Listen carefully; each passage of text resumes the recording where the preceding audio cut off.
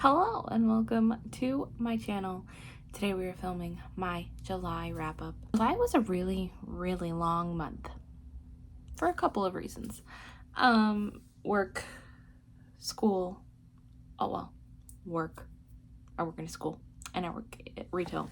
So it was just a long month, but it was a good thing because it allowed me to get a lot of things done, including a lot of my goals. So about halfway through the month, I realized like I was in the mood to accomplish some things. And so I laid out some goals for myself.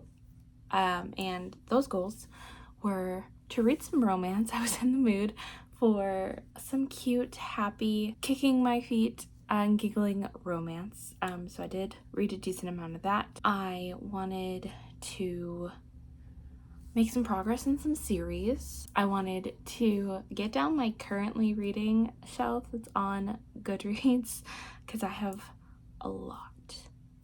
That video will be coming soon if you want to know exactly what's on there. And what else did I want to? Oh, I wanted to fully black out my bingo board so that we can start working on another bingo board and make some progress on some different goals.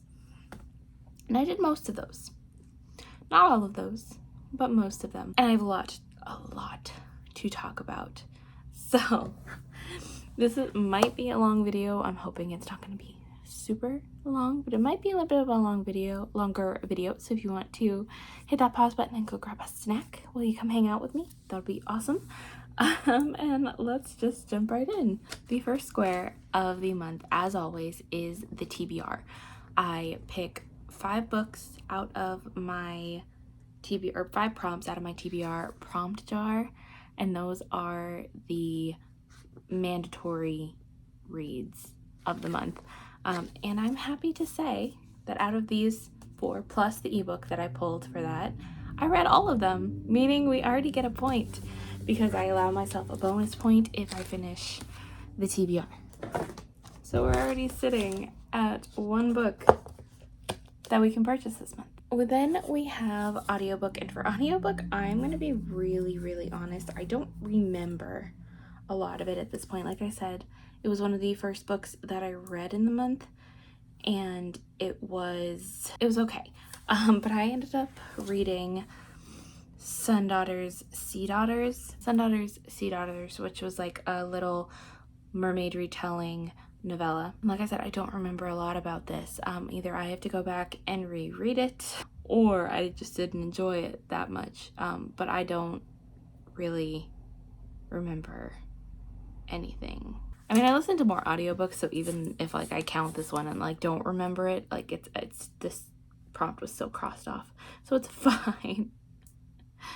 I might go back and listen to it again or reread it at some point. It just wasn't something that necessarily stood out to me at the time that I was reading it. The ebook, and this is the one that I picked for the ebook prompt for the TBR, and that was It Starts With Summer. This one I could talk about forever. I think this is what started me on my little romance kick. Wait, this is a sequel to His for the Summer, and in that one we follow 2 boys who go to this camp and fall in love, and it's the same thing with this one.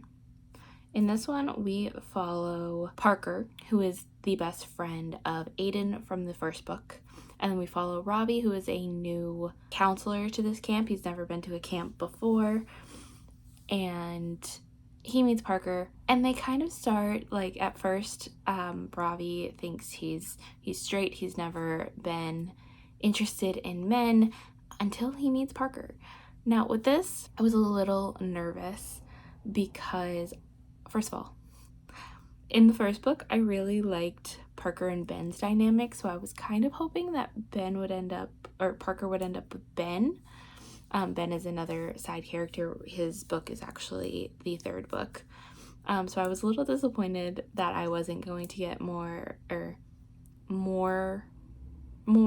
of that dynamic. I did really enjoy their relationship. I was also a little nervous because I followed a lot of similar tropes of the first book, like meeting a character and realizing your sexuality isn't what you thought. Like, that happened in the first book, and it also happened in this book, and I was kind of hoping we would already have like an and it's I already know it's gonna happen in the third book as well, kind to an extent. That one's like a little different, but like not so much that it's not noticeable. So I was a little apprehensive about that because I didn't want like plot for plot, roll for roll, the exact same book as book one, even though I loved book one so much. Still, I was pleasantly surprised. I loved these two characters so much. I love their dynamic. I will say it is very spicy, so if you do not like reading spicy books, don't let the cover fool you. It is very, very, very spicy. I enjoyed this book so much that I went and bit the bullet and just bought the last two books in the series because I wanted to finish them so badly. Usually I don't like buying ebooks. Like if I want to spend the money, I like having the physical book. And I got the first two for Stuff Your Kindle Days, which were free. I just love these books so much, and I wanted to read Ben's story, and then I know the last one is Matt's story. So I just wanted all of them. So I went and bought them because I just love being in this camp so much. I will say, like, the whole thing takes place obviously over summer break, and they have like 2 camp sessions, so like the books do read like there's a lot of time jumps because like obviously if you're spending all this time in like a short 200 something page book, like there's bound to be some time skips. So there is some of that, so it kind of makes the plot a little, or the pacing a little off, but it's expected, it's understandable. I will also say, I don't think this is a spoiler, but for people who don't like third act breakups, there was not a third act breakup in this book, which was a pleasant surprise, but also a little anxiety inducing for me because I kept waiting for the other shoe to drop, like for something to happen. And then like as we started getting closer and closer to the end, I'm like, third act breakup hasn't happened yet. Like, when is it going to happen? Are they actually going to end up together? But it was all fine. It's all good. There was no third act breakup. It was a great time. Reread. For the reread in the jar, we ended up pulling The Incredibly Dead Pets of Rex Dexter.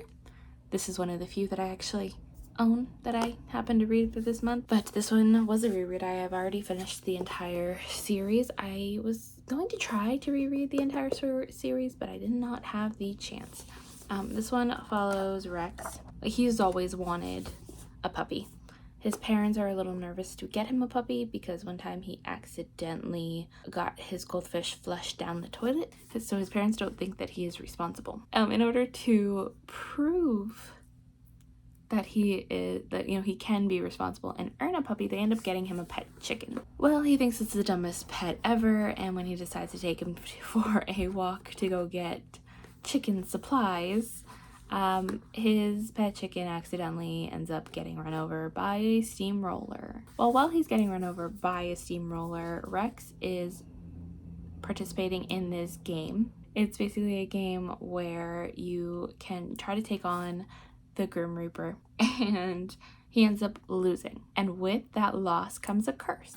And Rex Dexter is now cursed to see dead animals. So not only now can he see his pet chicken, he can see these other animals that have gotten into, or that have unfortunately passed away. And in this one, he is trying to figure out the mysterious circumstances on how all of these animals died, because they will not leave him alone. It's really, really silly. It has remnants of like Junie B. Jones, like that style of sarcasm and child humor. And I thought it was, I thought it was really, really cute. This is the same author as Fart Quest, which you all know I really enjoy and love. And the series is really no different. Nonfiction. I've been dying to talk to somebody about this book because Benson doesn't really like true crime. And I don't really have any other friends that read, much less read nonfiction. I mean, I do have friends that read, but like they don't necessarily always read the same things that I'm reading at the moment. I needed a nonfiction book. I was like 3 weeks into the month. I needed a nonfiction, and I was like scrolling through my Libby app to see if there were any true crime nonfictions, because I've been kind of back on my true crime binge. And then I remembered that I have one on my Goodreads TBR, called Unmask Alice. Unmask Alice is basically about the author of Go Ask Alice and Jay's Journal. And I know like all of those books are by anonymous. Those are always books that I have looked at and thought, wow, like they look really interesting, but I remember knowing like they were, or hearing that they were really, really sad, so I've never actually picked them up. I learned, I think it was from a TikTok video, that this book is exposing the truth of the author behind Anonymous and how everything that she wrote, or most of what she wrote, is not true. So it really goes into a deep dive of the real stories behind those books and how kind of awful of a person she was, because she took stories that people have experienced and turned them into, like, I don't know how to say it objectively, but when I was reading it, I was like on the edge of my seat. This does go into talks of drug abuse and self-harm, so obviously please walk on, like, just be very, very, very cautious if you're going to pick this book up, because we don't only get the story about the author, but we get the stories behind, the books that are written that she marketed as being nonfiction and actually ended up being fiction. And it's just such a page-turning story. I listened to all of it in one sitting, pretty more or less. I think I had to get up a couple times to like eat or, obviously use the bathroom or whatever, but I don't think I actually stopped listening to this for more than maybe 5-10 minutes at a time. It is such an interesting, compelling read, and I want more people to read it so that I can talk about it. Which brings us to point number 2. We got another bingo. All right, let's start on line 3, Goodreads TBR. For this one, I was filming another Read It or Delete It. I just had a lot of footage. I didn't have enough time to edit, so that didn't end up getting posted. But for this one, I read 2 books. I read Big Panda and Tiny Dragon. This is a short picture book that has all of these really meaningful and sweet messages. It reminded me a lot of The Boy, the Mole, the Fox, and the Horse. Like, it had that style. I really thought these were by the same author. They are not. It's about this big dragon, or this big panda and Tiny Dragon, and they go on all these adventures together and become best friends. And it's just super cute and sweet, and I loved it. And The Moth Keeper is by the same author as the Tea Dragon Society, and this one follows our main character, who has always wanted to be, the moth keeper. She always has wanted the responsibility of taking care of the moths and helping her town, and then when she gets the job, she realizes that it might be more than she can take on, and she's not really sure how to ask for help. So the moral of the story is to not be afraid to ask for help and to accept the help that you are given. And it's just a very sweet story, and it's definitely like a found family type story. I loved it very, very, very much, just like I do the Tea Dragon Society. Which, speaking of, let's move on to the library, because I read the last 2 books in the Tea Dragon Society series. I read the Tea Dragon Festival and the Tea Dragon Tapestry. And once again, these were cute graphic novels following tea dragons and the people that take care of them. And there really isn't much to say about this series. Like, it really is just a cup of tea and a nice warm hug. And I like that. I feel like you can definitely read one book without having to read the others, but there are those interconnected stories that are in there that you'll miss if you don't read them in order. But still, just a breath of fresh air and a nice, charming time. Manga. Oh, okay. I did the same thing with Q, which I don't think I've talked about on this channel, but I'm DNFing the manga for R. And I very much could just pick up another R manga, but I have decided that as long as I give like the letter a fair shot, or the manga for the letter a fair shot, then I don't have to. And I read Ragna Crimson. Didn't hate this by any means. I was enjoying it for the most part. However, I started to realize that like I just didn't want to pick it up at the time. Like I wasn't super invested. Like it wasn't a manga where I wanted to sit down and read for hours and hours and hours and hours. So I was actually kind of really sad about that. And honestly, the more that I read, the more that I realized this might be better as an anime. So if I do want to consume the story, I can watch the anime, which I know exists, which I don't know, like I like watching anime and I like reading manga, but if I feel like the illustrations or like the story in any way would just benefit from being like another type of media, then what's the point of consuming it this way, right? So I've DNF'd the manga for R, and I have to pick an S manga. I was reading the Seven Deadly Sins, and then Benson said that it really isn't that good, and it's kind of fan servicey, so I don't know if I'll continue that or if I'll pick something else. I have to do some research later today. A big book. I ended up reading Thistlefoot, which I loved. I gave it a 5-star. Oh, I never did stats. I'll bring them back next time. There's too much to talk about. Thistlefoot, which I ended up giving a 5-star. I loved this book. This is a Baba Yaga retelling about 2 siblings. I don't know why when I first picked it up I thought it was 3 siblings, but they're about 2 siblings who are descendants of Baba Yaga, and they end up inheriting this house. What they don't realize is while inheriting this house, they also end up inheriting this creepy shadow man who is hell-bent on killing their house and anybody who gets in the way. I loved this book so much. I loved the family aspects. I loved the Baba Yaga lore. I loved the fact that we got little snippets, like little chapters told from the perspective of the house, though I kind of would have liked it more if like the whole thing was told from the perspective of the house. It makes me want to know more about Baba Yaga, and because I don't think I ever really delved into the lore of Baba Yaga or the story that was behind that.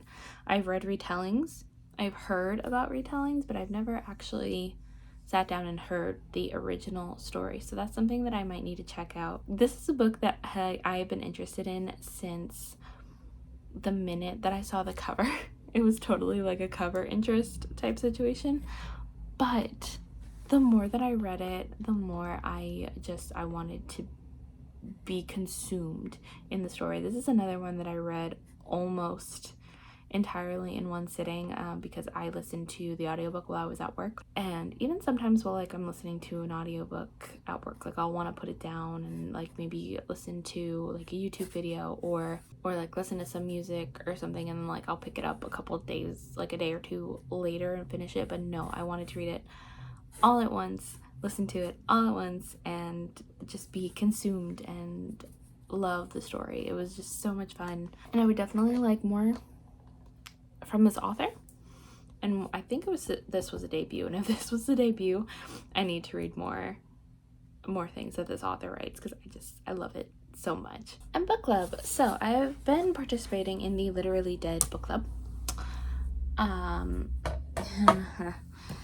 and with that I was actually a little disappointed with the pick of the month for that one. Not that I'm gonna like every book that like a certain book club picks, or I'm gonna be interested in every book that a certain book club picks, but I'll usually at least try to read it. This time I didn't want to try it all. It was a Riley Sager book. I've got some feelings about Riley Sager. At this point, I have decided I don't want to read any more of the books he puts out. So I was scrolling on Fable and looking for a book club that happened to have like a romance book that I was interested in, and I found this book club. that was reading First Time Caller, and I had heard so many good things about it. A lot of people were saying like it's a, oh my god, I almost said Steve Star, the Sleepless in Seattle style retelling, and I liked Sleepless in Seattle. Not as much as everyone else seems to, but I liked it. It's about this mom who walks into her daughter's room one day and finds her on the phone with this guy, and she starts freaking out because she's like, what is happening? Why are you on the phone with my child? And he kind of laughs it off because he's like, your daughter called me, you're on the radio. Her daughter called the radio station to set her mom up on a date because she's worried that her mom is lonely. And of course that ends up sparking conversations between her and this radio show host, who isn't really feeling his job anymore. He doesn't really believe in love, and as someone who runs a romance type radio show, like, you kind of have to believe in a little bit of love, but he doesn't. Or basically his boss comes up with this idea to bring her onto the show to help her find romance, and they set up all these dates, and the more dates that are set up, like, the more these two start to actually form a bond, and you can imagine the trouble that causes when you know that she's a hopeless romantic and he wants nothing to do with love and doesn't believe in it. Bringing us to point number 3. I'm going to talk about 2 at once. Buzzword, and I gotta skip a few. Buzz cover. So I actually, I know I picked this for, this technically still rolling over, for my series. We're also rolling it over into August, so like you'll get my full thoughts on the series at the end of this month or through a vlog. But I ended up continuing on both of those with Limoncello Library series. The buzzword of the month was punctuation. So any book with like a comma, semicolon. I think the one for this one was like All-Star Breakout Game. It had like a dash between all and star, so I counted that as punctuation. And then the prompt for buzzword was, or the buzz cover was technology. And on the cover of Limoncello, the Great Library Race, these are just really, really cute. I don't think I enjoyed these 2 nearly as much as I enjoyed the first 2. Like, the first 2 both got 5 stars. These 2 got 4, but like there wasn't anything bad about it. I just think it's just a fun, silly, goofy time. I really just don't think like I connected with the story as much as I did the other 2.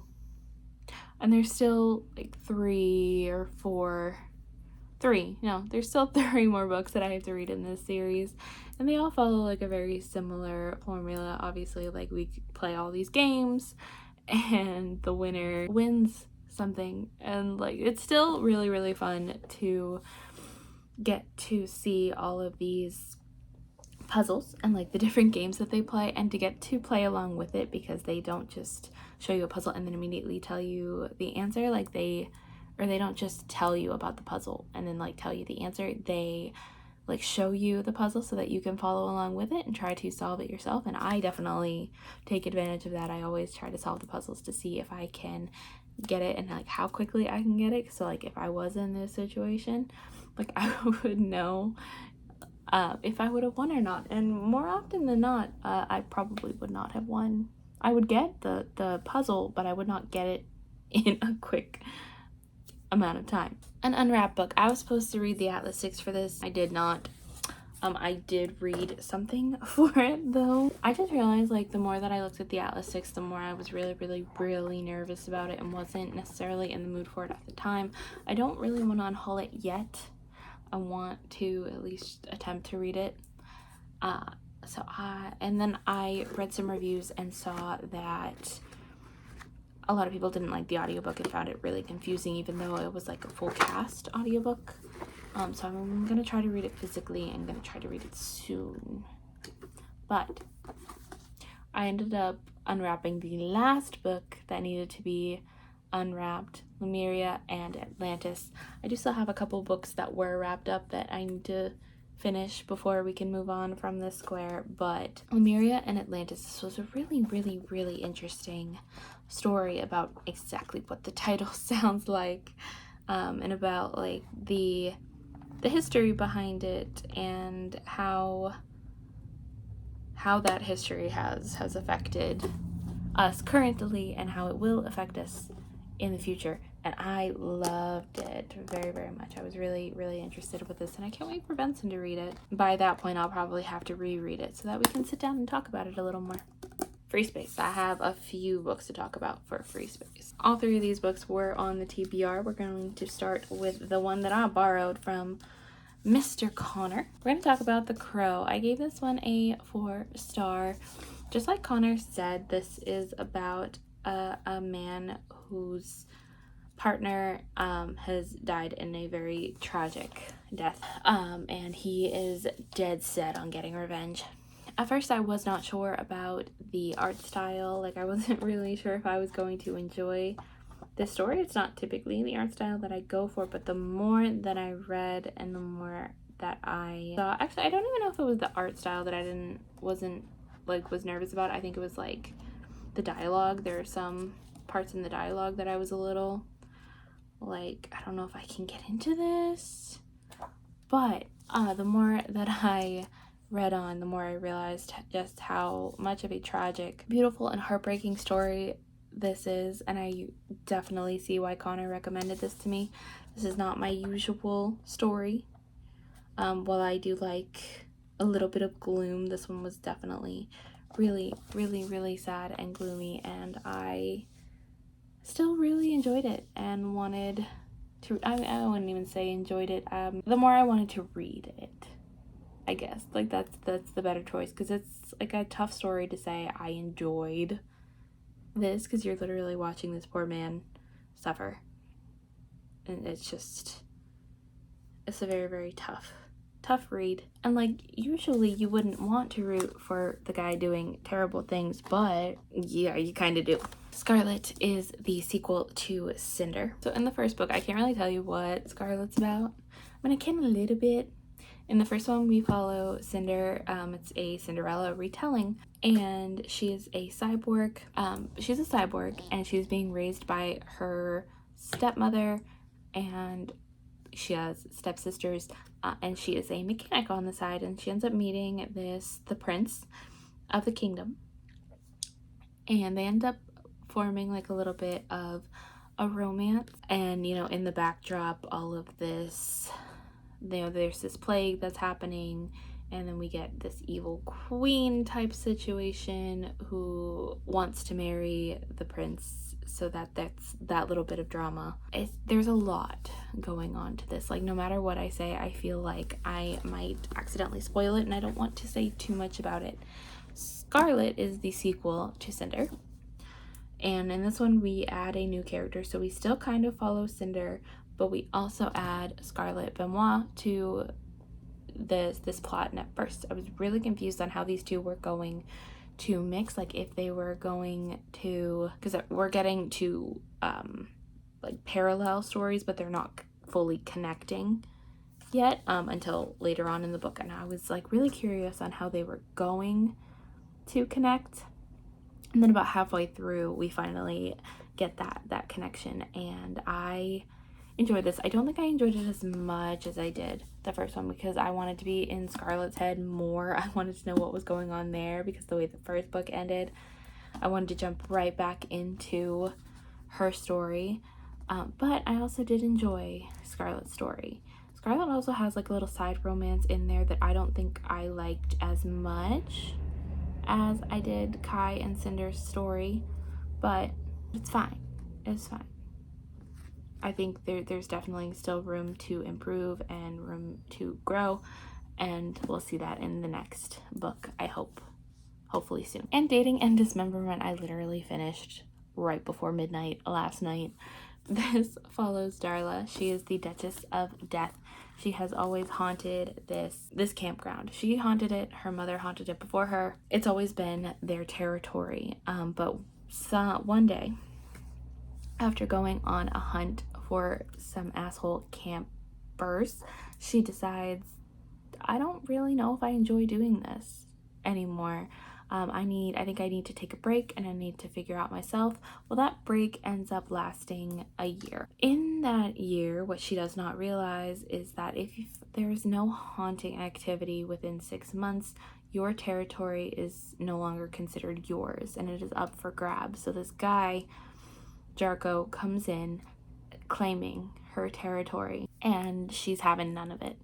So it's really their story of, you know, the back and forth of claiming the territory and trying to figure out who gets it, while also possibly realizing that each other aren't as irritating as they thought and they want to know more about each other. And it's really cute.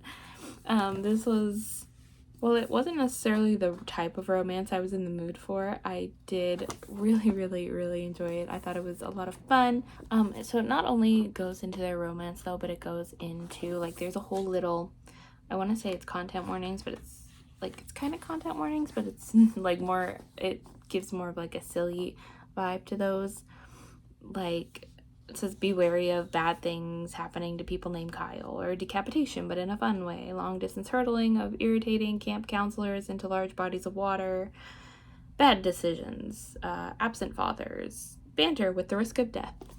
And I don't know, it's just a really interesting way. It also delves into like trying to find your purpose, and because we get the sense that, well, we don't get the sense, but we know that Darla is unhappy, and that is the reason that she went on this hiatus to begin with. And I loved it so much. There is a book too, meaning I need to add another series to my list. I need to go through and update my series, don't I? Classic. Okay, I needed a classic. I didn't want to read any of the ones that I owned. I was thinking about reading a Shakespeare book. I didn't want to, but I do want to. But at this point, I'm still working on that classics vlog that I keep mentioning.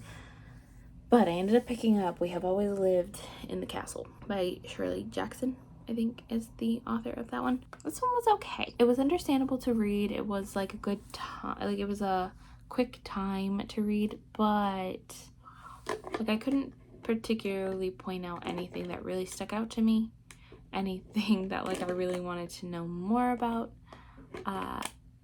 Like if it wasn't an audiobook, it might have taken me longer to read this, and I honestly don't know if I would have gotten through it. I think I like the idea of classics, but 9 times out of 10 they don't work for me. Or it takes me like way too long to get into it, and then by that point I just don't care. In series, this one should have been Limoncello. However, I started reading, or continued reading, the Bromance Book Club series. So I continued with Crazy Stupid Bromance and Isn't It Bromantic? And I would have finished the series, but the last one is a Christmas romance. So we'll be finishing that hopefully in December or even November, one of those times. Either way, we'll be finishing the series along with Caraval, because I want to read the Christmas novella that's in that one as well. But Crazy Stupid Bromance follows Alexis and Noah's story, and they are friends to lovers, which I always have a soft spot for. I love a good friends to lovers, mainly because my fiance and I are friends to lovers. We were friends for like 8 years before we started dating. And this one also has the backdrop of like family drama, where her estranged sister, a sister that she did not even know she had, comes and tells her that their father is sick and needs a kidney, I think. I'm pretty sure it's a kidney. And she might be the only match. So she is struggling with her feelings for Noah, who's her best friend, and that's a relationship she does not want to ruin. And B, the fact that her father's family is coming back into her life and demanding this giant, or asking this really big favor of her. and she's the kind of person that doesn't really want to say no, especially if she knows she can help people. So it's really tough situation for her to be in. And Noah just wants what's best for her. He wants to protect her. He knows the kind of person that she is, and he wants to make sure that there's somebody looking out for her, and that person is him. He's also struggling with the loss of his father and with the person that is in a relationship with his mother. It's like, yeah. So they both have some really complicated things going on in their lives, and really, like, they're the people that they both rely on. But of course, even that gets messy sometimes. And then Isn't It Romantic follows the Russian. The Russian has been in every single book at this point, and he was one who I would like. His story was the one I was most excited for. We know he's married, but we don't know any of the backstory behind it. And in this one, we find out why that is. I don't know how much of that I can say without spoiling. I don't know if I should say anything, because that one it's tough. It's a tough thing to explain if you have not already read that book, because if you're on one of the first 3 books, it's kind of like a mystery as to who his wife is, because we don't really see her. It's a whole thing. Either way, I enjoyed this. I think I expected more from the Russian story because it was so built up, and I loved this character so much. Some wasn't like as exciting as the other ones were, but still, I do feel like Undercover Bromance so far is my favorite in the series, though, because I loved Mac and Liv's characters. Either way, didn't read that this month, so maybe shouldn't be talking about it. See, this is why I said this video is going to be really long, because I'm a little more than halfway through the bingo board, and I still have so many more things to go, but I'm still yapping at you. The next on the shelf, the way my shelves are right now on my main shelf, it goes romance books first, typically by height, and then it goes down to historical fiction, mystery thriller, sci-fi. Well, the next book that was on my romance shelf was The Unhoneymooners, which happened to be the book that was on the TBR anyway, so it's great. It worked out. The Unhoneymooners follows Olive Torres. Her sister has always been really, really, really lucky. She has always been a bit unlucky. On the day of her sister's wedding, every single person except for Olive and the infuriating best man end up with food poisoning. Her sister had also won a free honeymoon, and she does not want to lose out on that trip, or she doesn't want to give up that free trip, basically. So she ends up asking her sister to go with her, and then of course she can bring a guest, so they end up going on this honeymoon together. Problem is, she thinks Ethan hates her. Ethan knows that she hates him, and really, like, having to be in close quarters with each other, it's not ideal for either one of them. So really, like, they pretty much decide that they are going to spend as little time together as possible. However, that changes when Olive realizes her new boss is at the resort, and they have to fake being married for a little longer. And then they find out that Ethan's ex is also on the trip, so they have to fake being married even longer, and it becomes like a whole thing. I really enjoyed this. I did enjoy the vacation aspects, which in some stories, like, even if you get that vacation, you don't really feel like the vacation's vibes. Like, the world building isn't really there, and it's not explained very well. I enjoyed it in this one. I definitely felt like there were times where I could really see the beautiful scenery and feel like I was walking on a beach. This would have been an amazing beach read if I had time to actually go to the beach this summer. Or if the weather was actually good on days that I was off, it would have been the perfect beach read. But I did not give this the full 5 stars that I wanted to, mainly because there were times when Ethan was an asshole, and not in the ways that she thought he was an asshole, but like later on in the book, like towards the 3rd act breakup, and it's hard to explain. Okay, I'm gonna put a spoiler tag here. If you really don't want to know, skip ahead until the spoiler tag is gone, because I need to talk about this. But for the 3rd act breakup, it's basically about her sister and his brother. So he's the Ethan was the best man, but he's also the groom's brother. And Olive, oh, hi Binksy. Oh, gosh, you got bigger. Hi. Okay. Anyway, it's basically because he refuses to believe that his brother's actually an asshole, and that he has been cheating on Olive's sister pretty much their entire relationship. And like, he just chooses to think that Olive's just looking at the... Can I help you? He just chooses to believe that Olive's just looking at the bad side and not actually looking out for her sister. And it just becomes like this whole mess of a thing. Honestly, I wouldn't have forgiven him. Whatever, I digress. Anyway, okay, end of spoiler. Binky's here. Okay, baby, what do you need? What do you need? Hi. Hi. Now we are getting into the non-bookish prompts. If you want to skip to the end, you're more than welcome to. Or if you want to stay and hang out with me, absolutely. For hobby, I actually left them downstairs and I don't want to go get them, but I ended up getting these diamond painting bookmarks. And hi, baby. Hi, honey.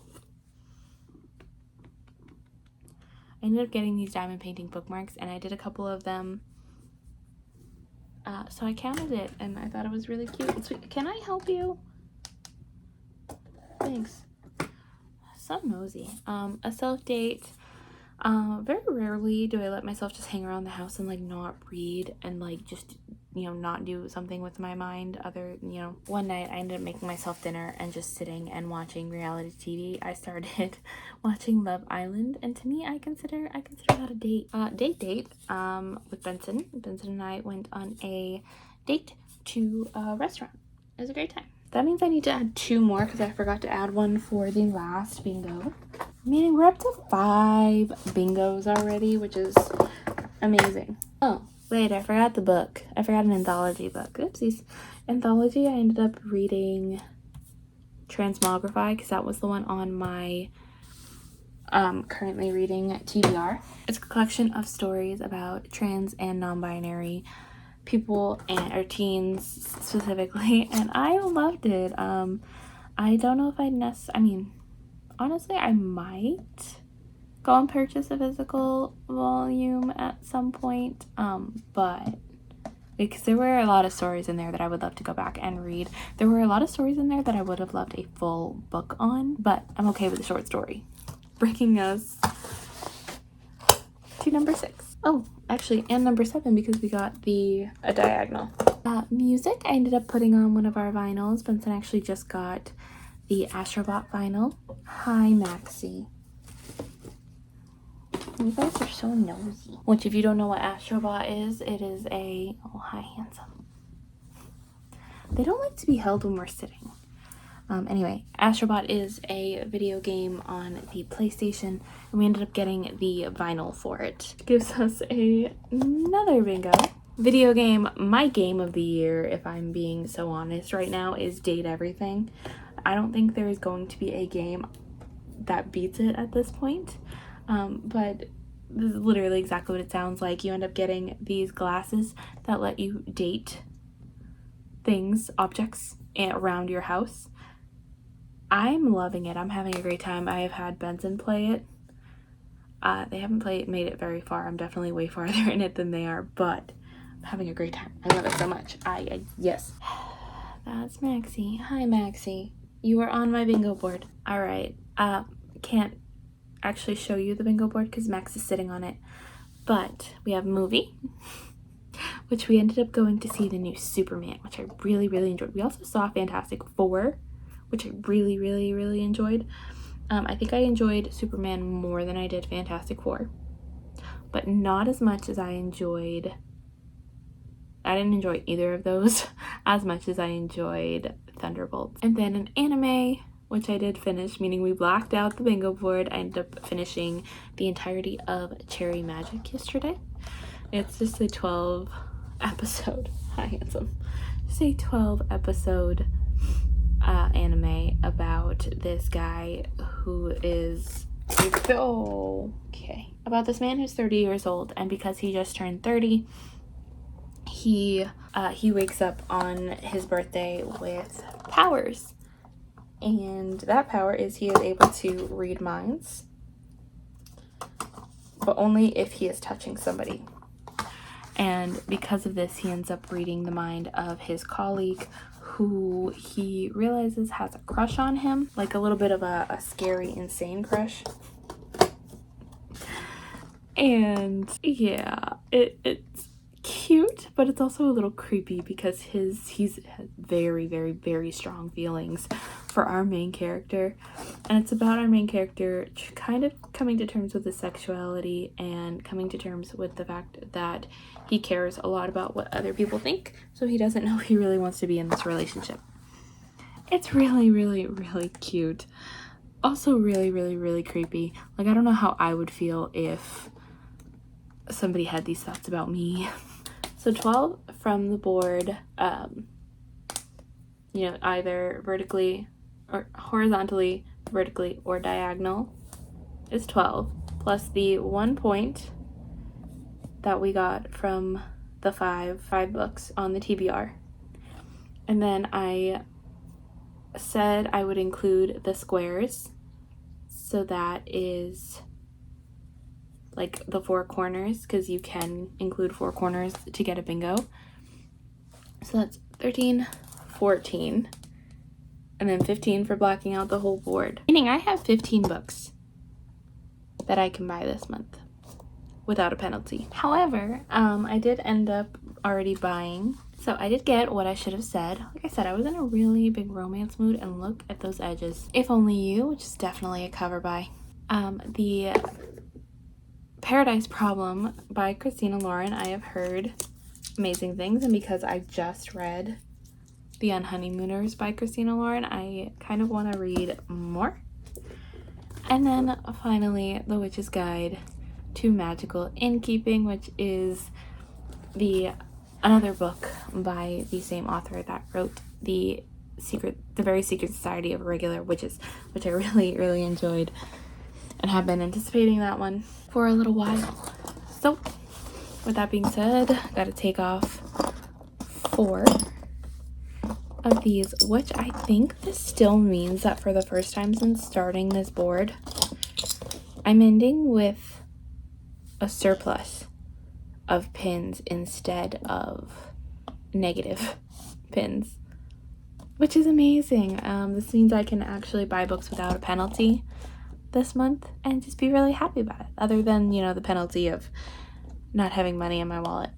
So I still have 11 pins, meaning 11 books that I can buy this month, and hopefully this will stay. Because I completely blacked out the bingo board, this means we are doing a whole new bingo board next month. Some of these prompts will roll over, but most of them are going to be completely new, and it'll be really good to have like a refreshing set of goals for the month. Thank you so much for hanging out with me for this very long time. I have an hour and 3 minutes of uncut footage, so this is gonna take a while to edit. I don't know, hopefully it doesn't take forever. Anyway, thanks so much for hanging out with me. Let me know if you read any of these books. Let me know what you thought of them, if we have similar opinions. Let me know specifically if you read Unmask Alice, because I need to talk about it. If you want to comment something but don't exactly have anything to comment, let's see, put a rose emoji in the comments just to tell me you were here and hanging out. Thank you so much for watching. Hit that like button if you liked it, and subscribe if you want to see more from me, as well as Bunsen, who's a frequent member on this channel.